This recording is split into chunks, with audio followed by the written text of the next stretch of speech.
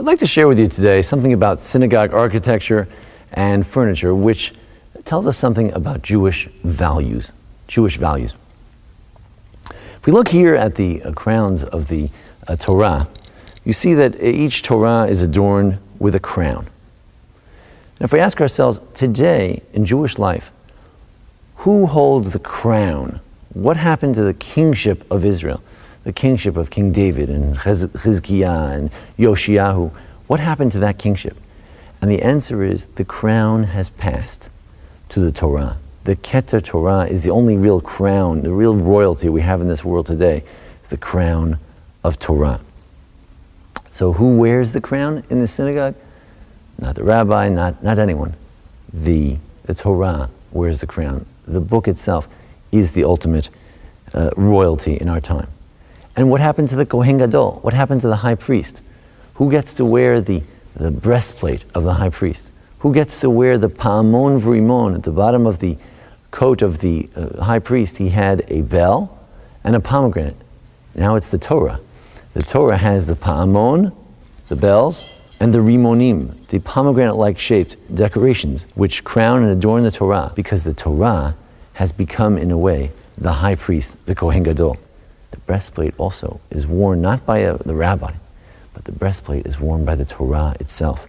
Here, this particular breastplate plays up on the theme of indeed the Choshen, the Urim v'Tumim, how the 12 tribes were written and engraved on the heart of the high priest. Other breastplates emphasize the idea that the Torah is like a tree of life, or the notion of the Holy Ark itself, the Ten Commandments, or they have little arks within the ark, such as this one, which opens up, and there's another Torah. The greatest secret, the greatest beauty, the greatest treasure behind every locked door is just another Torah. There are other aspects of synagogue furniture also, which reflect the values of the Torah. As Rabbi Saul Berman once pointed out, the shulchan always has bread on it. The shulchan in the olden days, when the Holy Temple in Jerusalem, the Beit HaMikdash, always had 12 loaves of bread on it. Even for every split second, they would take one loaf of bread off and they put on the other loaf at the same time. Because a Jewish home is always available. There's always something in the fridge. There's always something on the table. There's always fruit in the bowl for guests who come in. That's the notion of hospitality reflected in the shulchan. And the menorah is always lit. There's always Torah. There's always wisdom.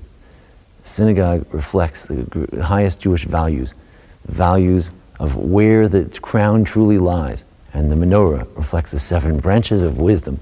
And we keep that eternal light going, as if to say, the notion of Torah and wisdom, something that we want to keep going forever and ever. Thank you for joining us today in our discussion. I want to thank Jason Lefkowitz for making this video possible. And I'd also like to encourage everyone to email me at rabbijmf@gmail.com for any further comments or questions. Thank you.